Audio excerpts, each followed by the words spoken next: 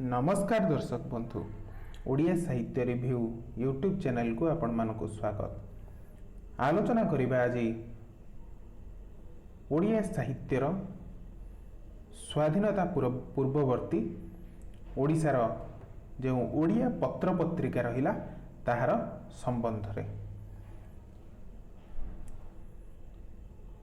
CPET 2020 एवं विभिन्न entrance exam पई एहा भितरु किछि क्वेश्चन आसी पारे। आसंतु आलोचना करिबा एही प्रश्नोत्तर गुड़िक।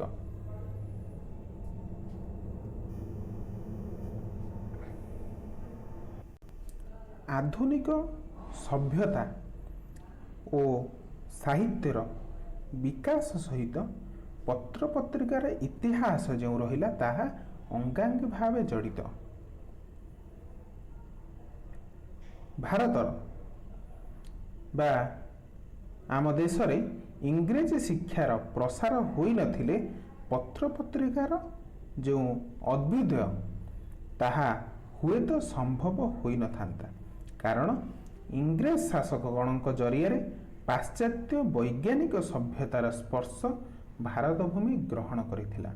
फଳରେ 19 शताब्दी रे भारत रे नवजागरण बा रेनेसा संभव होइथिला। कुसंस्कार विरुद्ध रे जनसाधारण जो धारणा रखिथिले भारतर जनसाधारण ताहाकू मुक्त करने को चाहिए यही इंग्रेज माने एवं तांकर इंग्रेजी भाषार प्रचलन करथिले। राजा राममोहन राय और तांकर समर्थक गण अनुभव करथिले जे इंग्रेजी शिक्षा और पाश्चात्य वैज्ञानिक सभ्यतार प्रचार करी ए देश रे समाज को प्राचीन जड़तार मोह फासरू संपूर्ण भाव में मुक्त करने को पड़िबो। तेणु सेतेबेले अष्टादश शताब्दी शेष भाग में 19 शताब्दी प्रथम भाग में केतोटी एंग्लो इंडियन स्कूल प्रतिष्ठा करा जाइथिला।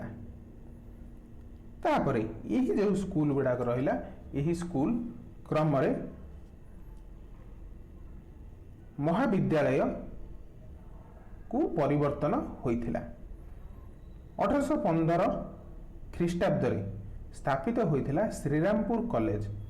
इंग्रेज माने 1803 रे ओडिशा अधिकार कले एवं ताहा परे 1815 रे श्रीरामपुर कॉलेज स्थापित होइथिला।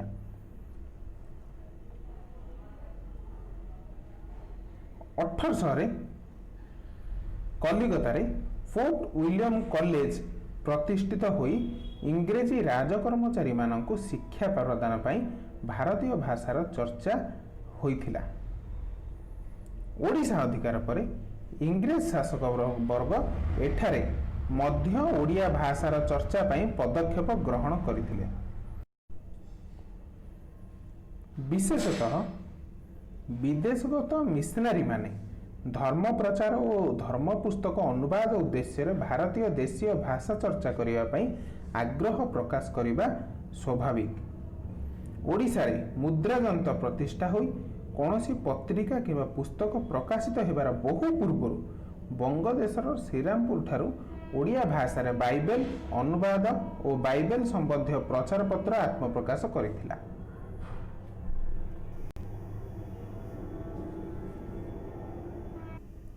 ऊनविंश शताब्दी प्रथम दशक यूरोपीय पाद्री डॉक्टर बचनान से जाइथिले कुआडे ना पुरी जाइथिले।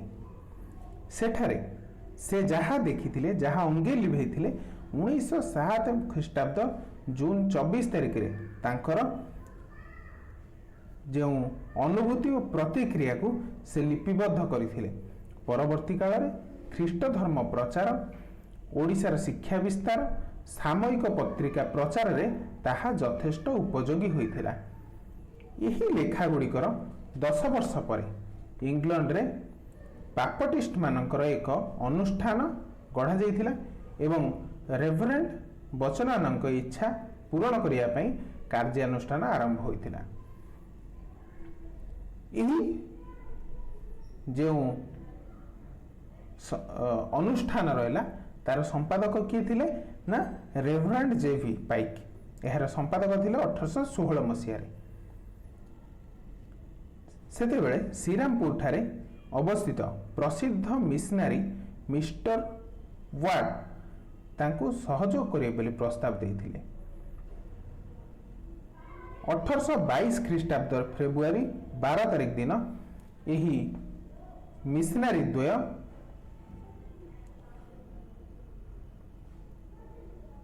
किए किए ना ब्रैम्पटन और फेगस यही दुई जन उपकूल ओडिशार उपकूल ओह्लाई राजधानी कटक को आगमन करथिले एवं मात्र 2 वर्ष मध्य मिस्टर ब्रैम्पटन पुरी रे अवस्थान करी धर्म प्रचार करथिले। तांको सहाय्य करिबा पई लंडन रु किए आस्थिले मिस्टर लेसी और मिस्टर स्यूटन जो माने पाद्री थिले। 1828 मार्च 23 तारिख दिन रेवरेंड मिस्टर लेसी उच्च वंशर ब्राह्मण गंगाधर को ख्रीष्ट धर्म रे दीक्षित कराई देथिले। यही सब कारण भारत वर्ष रे ये जो उपरोक्त रहिला ताहाको कौन करते बाइबल सम्बन्धी नाना प्रचार पत्र सामयिक पत्रिका से माने प्रतिष्ठा प्रकाशित कराइथिले। यही सबु कारणरू भारत वर्ष रे पत्र पत्रिकार इतिहास बेसी दिनर नुहे ताहा हेउची केते दिनर ना 19 शताब्दीर। ए देश रे ख्रीस्टियन धर्मर परिप्रचार पई प्रथमे पत्र पत्रिकार अभ्युदय संभव होइतिला एवं ख्रीस्टियन मिशनरी माने धर्म प्रचार और समाज संस्कार उद्देश्य आम देश रे प्रथम करी मुद्रा जंत्र प्रतिष्ठा करने संगे संगे संवाद पत्र मध्य प्रकाश करथिले। भारत तथा बंगदेश रे सर्वप्रथमे संवाद पत्र बेंगल गेजेट जहाँ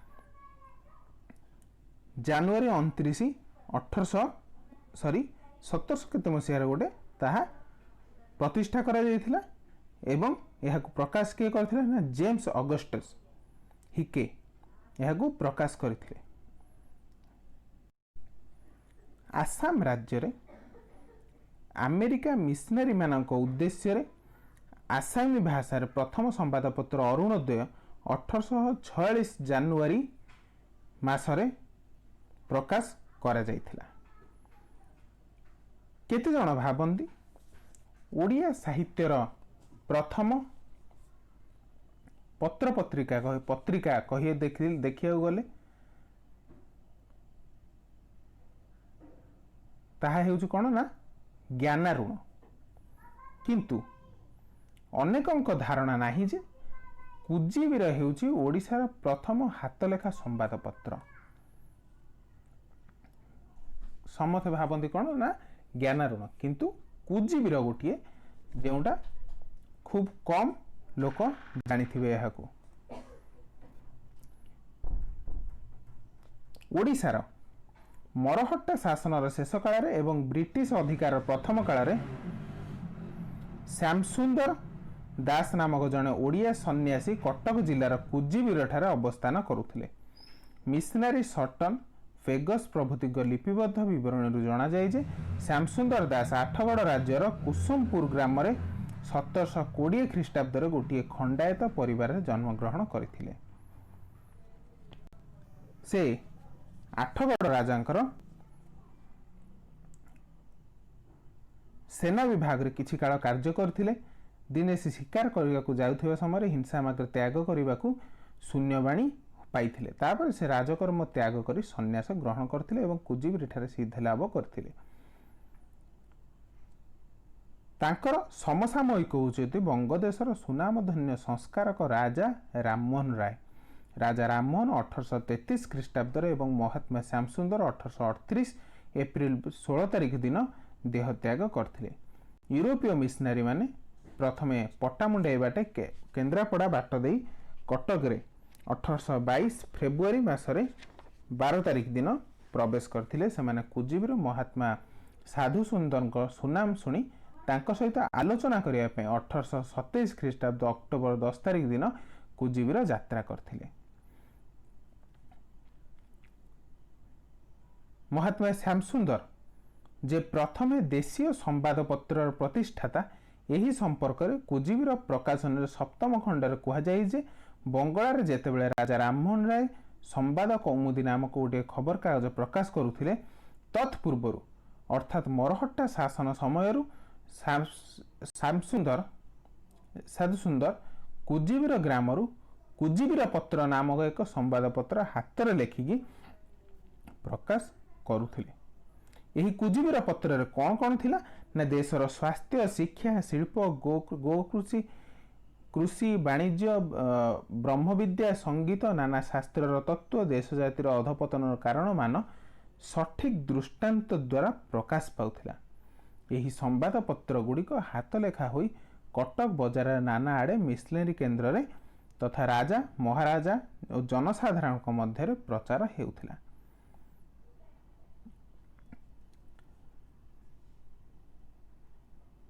यही पत्र को निर्भीक विचारधारा परिवेषण करी श्याम साधु सुंदर जेल वरण करथिले। 1830 ख्रीष्टाब्द अगस्ट मासरे साधु सुंदर तांकर हाथ लेखा पत्रिकार जीशु और शिशु शीर्षक एक लेखा प्रकाश करी भगवान जीशु को जड़े शिशु सहित तुलना करथिले। तेणु प्रथम पत्रिका कहवाकू गले प्रथम संवादपत्र कहवाकू गले यही कुजीबीर। यही ओडिया पत्रिका बा पत्र पत्रिका प्रकाशित हेबार अन्य कारण हेउछि मुद्रा जंत्र प्रतिष्ठा। जे कटक रे जो मुद्रा जंत्र प्रकाश पाइथिला सेठारु एहा मुद्रित हेउथिला। तेबे ओडिशार प्रथम पत्रिका कौन कुजीबीर। ज्ञानारूण केबे प्रकाश पाइथिला? ज्ञानारूण 1849 मसीह प्रकाश पाइथिला। यह मासिक धर्म प्रचार मूलक पत्रिका। रेभरेंड सी लेसी यार संपादक थिले। आर्थिक क्षति भरणा न करि पारि अकाल रे ही पत्रिकार विलय घटिथिला। अरुणोदय केबे प्रकाश पाइथिला? अरुणोदय 1861 मसीह प्रकाश पाइथिला। पाद्री माने एक अरुणोदय नाम रे आउ एक सामयिक पत्रिका प्रकाश करथिले। यही पत्रिकाटी प्रायतः 3 वर्ष पर्यंत जीवित रही पारथिला। एथिरे मध्य से धर्म संबंधी प्रचार एवं यह व्यतीत केतिक सामयिक संवाद मध्य स्थान पाउथिला। यह परे कोन उत्कल दीपिका केते ख्रीष्टाब्द रे ना 1866 ख्रीष्टाब्द रे 1866 ख्रीष्टाब्द रे आउ गोटे ओडिसा रे कोन मुख्य जिंस घटिथिला ताहा हेउची कोन ना ताहा हेउची नौक दुर्भिक्ष। यही नौक दुर्भिक्षर कराल छाया ग्रास करी रही ओडिशा को। सही दुर्दिन रे जन्मग्रहण करथिला ओडिया जातीय जीवनर वार्तावह उत्कल दीपिका, जार प्रकाशक किए थिले, जार संपादक किए थिले कर्मवीर गौरीशंकर राय। प्रथमे मुद्रा जंत्र जेतेबेले नथिला एहा काली बोला जाई मुद्रित हेउथिला एवं 1876 ख्रीष्टाब्द रे 67 क्षमा करिवे 67 ख्रीष्टाब्द रे जेतेबेले प्रिंटिंग कंपनी प्रतिष्ठा हला तेबे ताहा परे मुद्रण सहज होई परिथिला। सही दुर्दिन काल रे दीपिका केवल बाई उत्कल दीपिका केवल निर्भीक भाव में संवाददातार सेवा करी ओडिशावासींकर अशेष उपकार साधित करथिला। बरं 19 शताब्दीर ओडिया नवजागरण आनयन रे उत्कल दीपिका संवादपत्र दान थिला अपरिसीम। प्राय दीर्घ 50 वर्ष काल यह पत्रिका बंची रही ओडिशावासींकर महत उपकार साधन करथिला। बोधदायिनी केबे प्रकाशित होइथिला 1868 एवं बालेश्वर संवाद वाहिका केबे प्रकाशित होइथिला 1868 मसीह। 1868 मसीह यह दुईटी जाक बालेश्वर प्रकाशित होइथिले। यही पत्रिकार आद्य प्रवर्तक किए थिले ना औपन्यासिक गाल्पिक ओडिशार सुपुत्र बरपुत्र फकीर मोहन सेनापति एवं गोविंद चंद्र पट्टनायक थिले। यह बा यही दुईटी पत्रिका मासिक रूप से प्रकाशित हो 3 वर्ष पर पाक्षिक रूप धारण कला एवं 1872 ख्रीष्टाब्द पाक्षिक संवादपत्र रूपे प्रकाशित होगाकू लगिला। उत्कल दीपिका परी यह मध्य एक लोकप्रिय एवं शक्तिशाली संवादपत्र थिला। एथिरे फकीरमोहन को लक्ष्मणिया प्रकाशित होइथिला बोली केतक मत दियंती बा शुणा जाइथाए। यही समय उत्कल हितैषिणी जहाँ 1868 ख्रीष्टाब्द प्रकाश पाइथिला। क्योंटू ना कटक रु प्रकाश पाइथिला। यही उत्कल हितैषिणी सर्वदा उत्कल दीपिका जहाँ कर्मवीर गौरीशंकर राय प्रकाशित द्वारा संपादित द्वारा प्रकाशित होता ताहाकु सबु बेले यह विरोध करुथिला एवं अल्प काल रे यह बंद हो जाइथिला उत्कल हितैषिणी। यह परे उत्कल दर्पण जहाँ 1873 मसीह मासिक पत्र रूपे प्रकाश पाइथिला मासिक साहित्य पत्र रूपे। यार पृष्ठपोषक थिले बालेश्वर सुनाम्य जमीदार वैकुंठनाथ दे।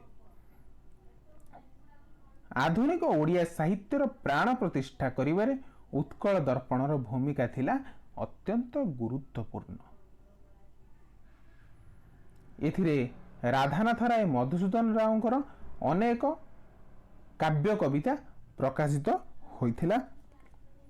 गल्प प्रबंध कविता सबकिछि एथिरे प्रकाशित होइथिला। 1877 ख्रीष्टाब्द उत्कल दर्पण पाक्षिक पत्र रे परिणत होई पुनर्बार 2 वर्ष पर साप्ताहिक रूप धारण कला एवं दीर्घ 13 वर्ष प्रकाशन पर यही पत्रिका बंद हो जाइथिला। किंतु यह आधुनिक लेखक मानक प्रोत्साहन दे थिबारे बा आधुनिक लेखक मानक यह प्रोत्साहन देउथिला। उत्कल पुत्र जहाँ 1873 मसीह प्रकाशित होइतिला आचार्य प्यारीमोहन को संपादन यह तिला साप्ताहिक। प्यारीमोहन और गोविंद चंद्र रथ यही पत्रिका रे अत्यंत कटु समालोचना करथिले। सेथिपई प्रकाशकंकर कोप दृष्टि रे पड़ी यह बंद हो जाइथिला। यह परे विदेशी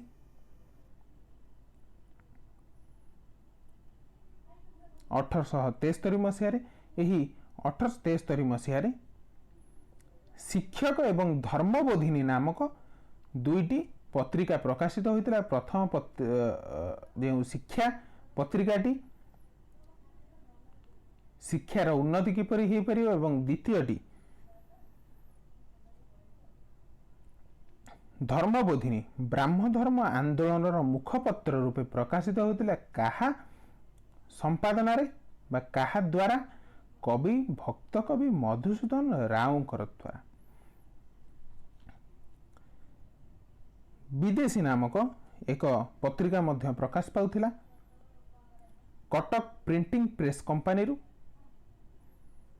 यार संपादक थिले कि दीननाथ बंदोपाध्याय।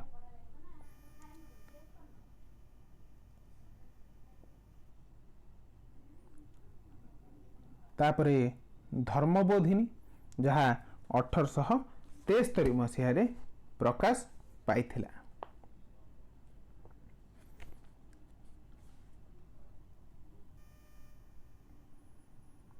गंजाम अंचल ख्रीस्टियान मंडली आनुकूल्य ब्रह्मपुर ठारे 1876 ख्रीष्टाब्द प्रकाशित होइथिला स्वदेशी नामक एक त्रिभाषी पत्रिका। एथिरे ओडिया तेलुगु इंग्राजी भाषा स्थान पाइथिला बा यही तीनोटी भाषा रे यही रचनाटी लेखा जाइथिला।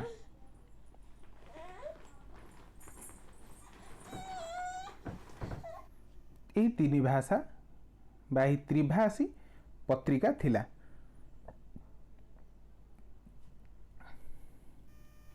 यहाँ परे उत्कल मधुप जहाँ 1878 ख्रीष्टाब्द कटक प्रिंटिंग प्रेस कंपनी द्वारा प्रकाशित मासिक साहित्य पत्रिका थिला। यार संपादक किए थिले कृष्णचंद्र प्रधान आधुनिक ओडिया साहित्यर सुविख्यात नाट्यकार औपन्यासिक रामशंकर राय यही पत्रिकार यथार्थ पृष्ठपोषक थिले। तांकर उपन्यास सौदामिनी यही उत्कल मधु पर प्रकाशित हेउथिला धारावाहिक भाव में।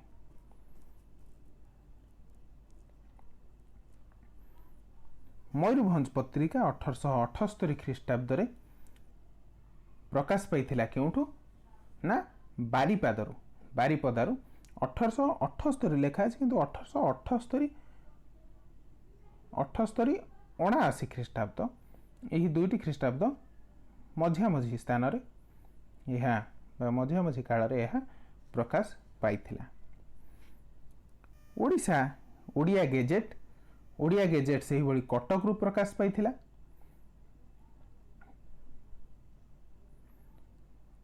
मयूरभंज पत्रिका उभय इंग्राजी एवं ओडिया भाषा रे लेखा प्रकाश पाउथिला। कोहेनूर पत्रिका जहाँ 1880 रु 82 मध्य कटक रु प्रकाश पाउथिला।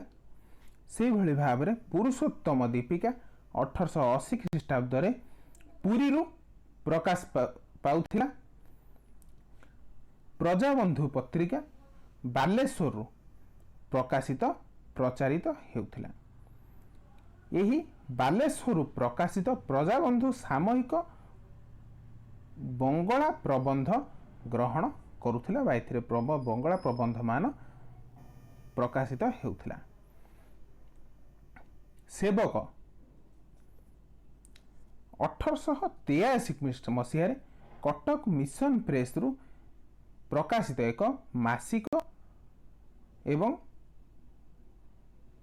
साहित्य नुहे मासिक पत्रिका केवल मासिक पत्रिका जहाँ 1883 मसीह कटकर मिशन प्रेस रु यह प्रकाशित हेउथिला। संस्कारक एक साप्ताहिक पत्रिका भाव में प्रकाशित हेउथिला। सेवक रो संपादक जी थिले से होचंद किए ना भावग्राही दास एवं संस्कारक तार संपादना करथिले चतुर्भुज पट्टनायक। एथिरे उभय इंग्राजी एवं ओडिया भाषा लेखा स्थान अधिकार करथिला लेखा प्रकाश पाउथिला।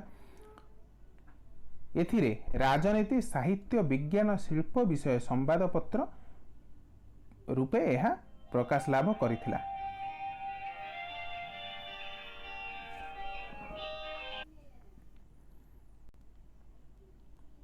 एथिरे राधानाथ राय मधुसूदन राव फकीरमोहन सेनापति चंद्रमोहन महाराणा विश्वनाथ कर नीलमत्री विद्यारण यही सबू लेखक मानकर कविता प्रबंध समालोचना धारावाहिक भाव में प्रकाश पाउथिला।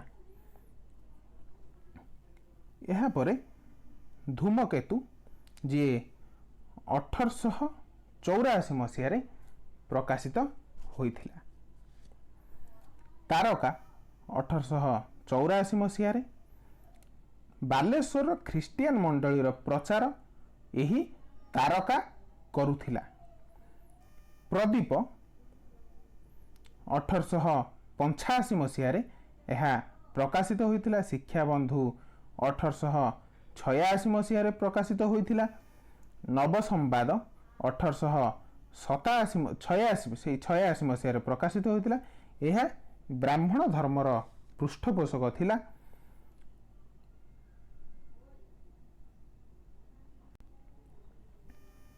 साम्यवादी 1886 मसीह व्यवसायी 1886 मसीह ओडिशा फैक्ट्रेट 1886 मसीह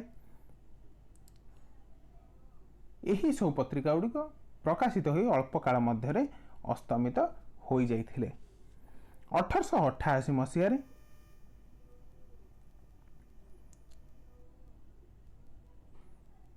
ओडिया और नवसंवाद दुईटी पत्रिका प्रकाश पाउथिले एवं परवर्ती समय यह मिसिकरी प्रकाश पाइले। मधुसूदन राव यही पत्रिकार प्रेरणादाता थिले।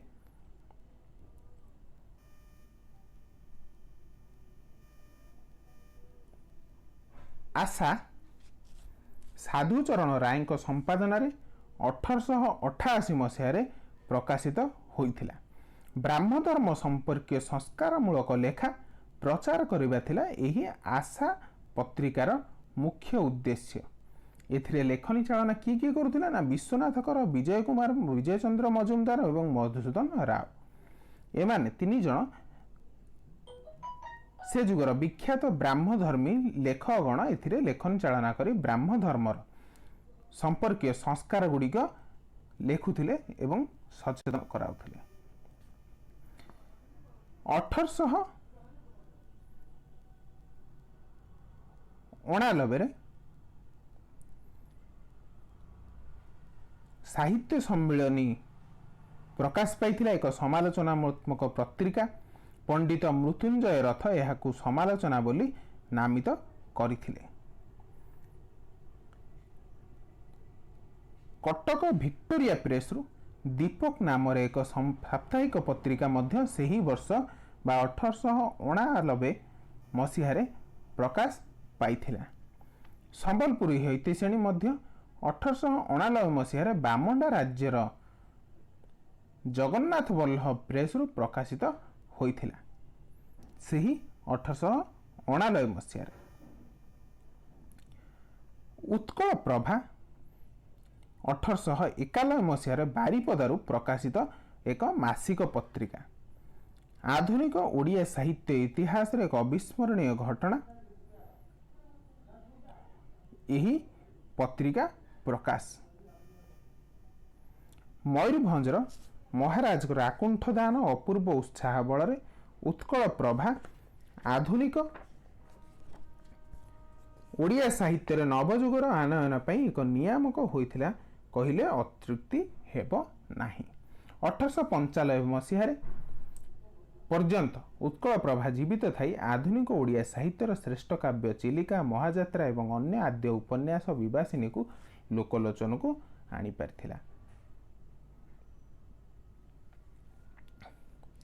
ଲାଲା ରାମନାରାୟଣଙ୍କର ଭଞ୍ଜ କାବ୍ୟ ସମାଲୋଚନା ପ୍ରବନ୍ଧ ଏହି ପତ୍ରିକାରେ ପ୍ରକାଶିତ ହେବା ପରେ ଓଡ଼ିଶାର ଆଧୁନିକ ଓ ପ୍ରାଚୀନ ସାହିତ୍ୟକୁ ମୂଳ କରି ଏକ ସାହିତ୍ୟିକ ଝଡ଼ ପ୍ରବାହିତ ହୋଇଗଲା।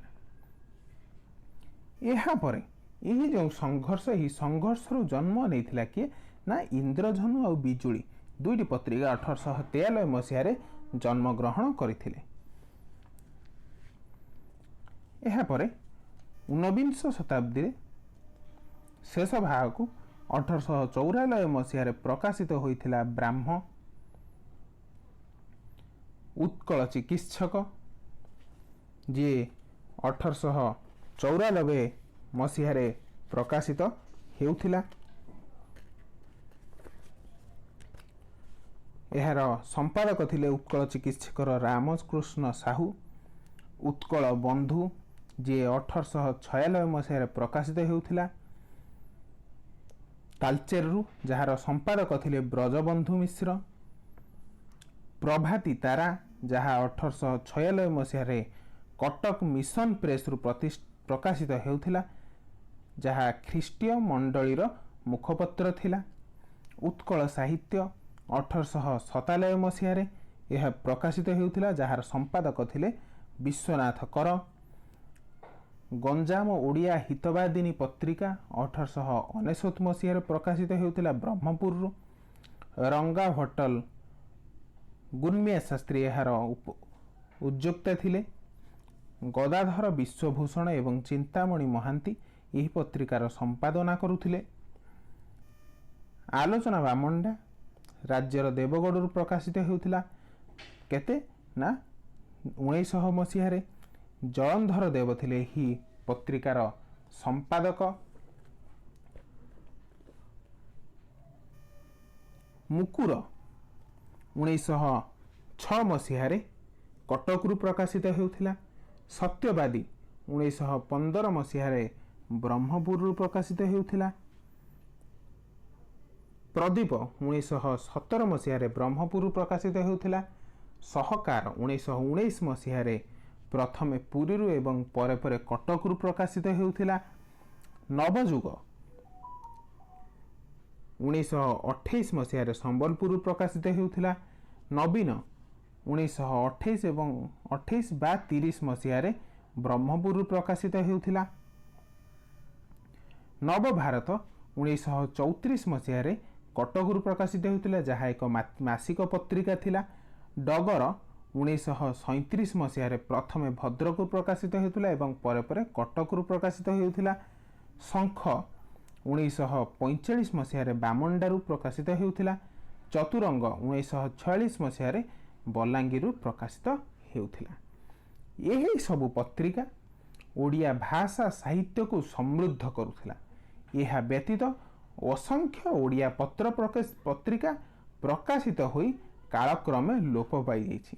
प्राक स्वाधीनता कालीन ओडिया साहित्यर स्वतंत्र प्रतिपादन करिबा यही पत्र पत्रिका गुड़िकर उल्लेखनीय भूमिका निश्चित भाव में रही अछि। धन्यवाद। जदि किसी डाउट थाई तेबे वीडियो शेष में कमेंट रे जणांतु। जदि वर्तमान पर्यंत मध्य चैनल को सब्सक्राइब करना तेबे सब्सक्राइब कर दियंतु, जहाँ फल नोटिफिकेशन आपन पाखरे यथाशीघ्र पहुँच पारिबो एवं आपण माने एग्जाम पाई भल भाव में प्रिपेयर हो पारिबे।